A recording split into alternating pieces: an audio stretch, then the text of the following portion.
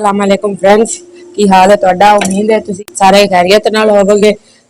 मैं तुहाडी अपनी शेफ रुबीना कमर ते तुसीं वेख रहे हो पाक पाकिस्तान कुकिंग चैनल ते पाक पाकिस्तान कुकिंग चैनल विच अज असीं बनाउण लगे आ वड्डियां निक्कियां सियाणियां नियाणियां दी पसंद खीर।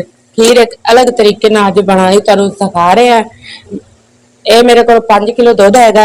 मैं सुबह लैके गर्म करके रख लिया सी। तुसीं चाहो तो ताज़े दुध भी बना सकते हो।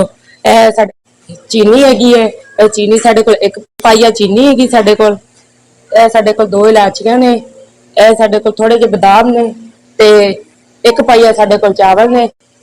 तो चलो दोस्तों, तुहानूं असीं अज अलग तरीके दी खीर बनाना दसने आ। ते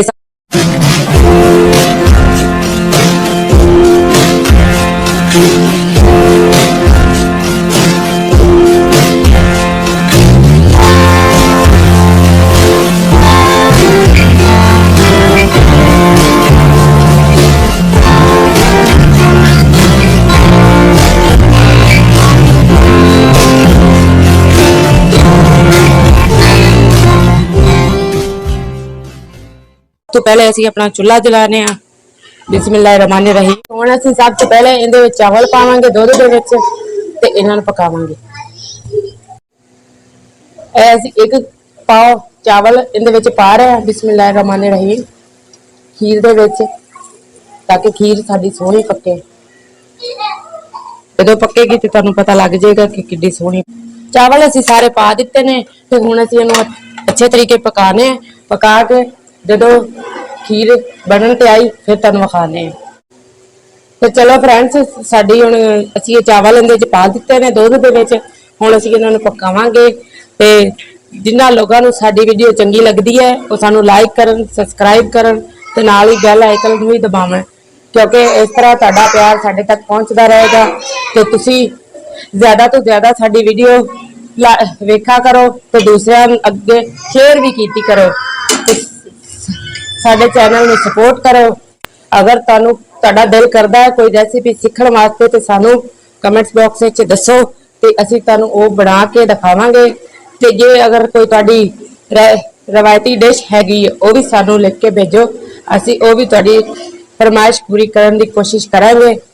ते हुण साडी खीर बन रही है, हजे तो इहदे च उबाल नहीं आया। जदों उबलेगी तो फिर तुहानूं विखाने हैं। साडे कोल 2 इलायचियां सी, असीं इन्हां दा थोड़ा जिहा मूँह खोल के ते इन्हां नूं खीर दे विच पा दित्ता है ते पकाने हैं ताकि खुशबू सोहणी ते खाण वाले नूं मजा आवे। देखो दोस्तों, साडी जिहड़ी खीर है वो कितनी अच्छी पक रही है। ये देखो हल्का हल्का इहदे ते पिंक कलर आना शुरू हो गया है। ये जिवें जिवें पकती जाएगी गाढ़ी भी हो जाएगी और इहदे ते कलर भी माशाअल्लाह खूबसूरत जी आ जाएगा। ते असीं इहनूं पका रहे हैं। ते पिंडां विच लोग दुध लैंदे हुंदे सी, खालस दुध हुंदे सी, उदों खालस दुधां दीयां खीरां पकाणियां, उन्हां विच किन्नी लज्जत हुंदी सी, उन्हां च किन्नी ताकत हुंदी सी, ये तुसीं अंदाजा नहीं ला सकदे। ये मैं तुहानूं दस नहीं सकदी, क्योंकि जदों असीं छोटे छोटे हुंदे सी, साडी जिहड़ी दादी हुंदी सी, अल्लाह नूं जन्नत नसीब करे, उहने जनाब साडे वास्ते बहुत ही अच्छी अच्छी डिशां पकानियां और अच्छे अच्छे खाने पकाने। असीं ओह दस नहीं सकते। ओह अज जेड़े ओह खाने पकानी हुंदी सी ओह साडे कोल अज नहीं पकदे, क्योंकि उन्हें हर चीज़ अपने घर च बनानी। देखो माशाअल्लाह साडी जिहड़ी खीर है वो गाढ़ी हो रही है और पक रही है। इहदा मतलब है कि साडी खीर बड़ी अच्छी पक रही है और गाढ़ी हो रही है। हुण असीं इहदे विच चीनी पा देंगे। यह साडे कोल एक पाइया चीनी दा हैगा, ये असीं इहदे विच पा देंगे, क्योंकि चीनी जदों पा दिओ ना खीर दे विच ते फिर खीर थल्ले लगना शुरू हो जाती है। इसलिए जदों हुण गाढ़ी खीर होई है ते असीं इहदे विच चीनी पाई है। हुण फिर ये पतली हो जाएगी, क्योंकि चीनी जिहड़ी है वो अपना पानी छड्डेगी। हुण असीं इहनूं जरा एहतियात नाल पकावांगे ताकि साडी खीर जिहड़ी है वो थल्ले ना लगे। इहनूं असीं हिलांदे रहांगे ते ये थल्ले नहीं लगेगी और अच्छी पकदी रहेगी। तो मिठा असीं चेक कर लवांगे। असीं एक पाइया पा तो दिता, लेकिन फिर भी असीं चेक कर लवांगे। अगर घट लगेगा सानू तो फिर असीं थोड़ा बहुत कमी पेशी कर देंगे। दोस्तों साडी जिहड़ी खीर सी वो बिल्कुल तैयार हो गई है। यह साडे कोल थोड़ी जी बर्फी हैगी है, ये असीं इहदे विच हुण पाउण लगे हां।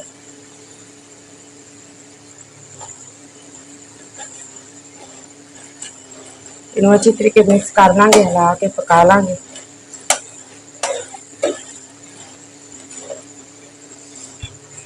ਇਹ ਜਿਹੜੇ ਬਦਾਮ ਤੁਹਾਨੂੰ ਸ਼ੁਰੂ ਵਿੱਚ ਮੈਂ ਵਿਖਾਏ ਸਨ, ਉਹ ਮੈਂ ਕੱਟ ਕੇ ਮੋਟੇ ਮੋਟੇ ਕੱਟ ਕੇ ਰੱਖ ਲਏ ਸਨ, ਉਹ ਮੈਂ ਇਹਦੇ ਚ ਪਾ ਰਹੀ ਹਾਂ।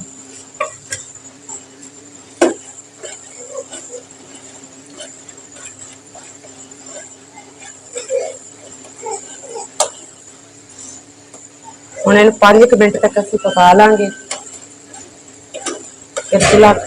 ਫਿਰ ਸਾਡੀ ਖੀਰ ਬਿਲਕੁਲ ਤਿਆਰ ਹੋ ਜਾਏਗੀ। ਇਹ ਵੇਖੋ ਦੋਸਤੋ 5 ਮਿੰਟ ਹੋ ਗਏ ਨੇ, ਖੀਰ ਸਾਰੀ ਬਿਲਕੁਲ ਤਿਆਰ ਹੋ ਚੁੱਕੀ ਹੈ। ਤੇ ਜਿਨ੍ਹਾਂ ਲੋਕਾਂ ਨੂੰ ਸਾਡੀ ਇਹ ਵੀਡੀਓ ਅੱਛੀ ਲੱਗੀ ਹੋਵੇ ਉਹ ਜਲਦੀ ਨਾਲ ਲਾਈਕ ਕਰ ਦੇਣ, ਸਬਸਕ੍ਰਾਈਬ ਕਰ ਦੇਣ ਤੇ ਨਾਲ ਬੈਲ ਆਈਕਨ ਦਬਾ ਦੇਣ। ਹਰ ਆਉਣ ਵਾਲੀ ਨਵੀਂ ਵੀਡੀਓ ਤੁਹਾਡੇ ਤੱਕ ਪਹੁੰਚਦੀ ਰਹੇ। ਇਹਦੇ ਨਾਲ ਹੀ ਆਪਣਾ ਤੇ ਆਪਣੇ ਘਰ ਵਾਲਿਆਂ ਦਾ ਖਿਆਲ ਰੱਖਿਆ ਜੇ, ਸਾਨੂੰ ਦੁਆਵਾਂ 'ਚ ਨਾਲ ਰੱਖਿਆ ਜੇ।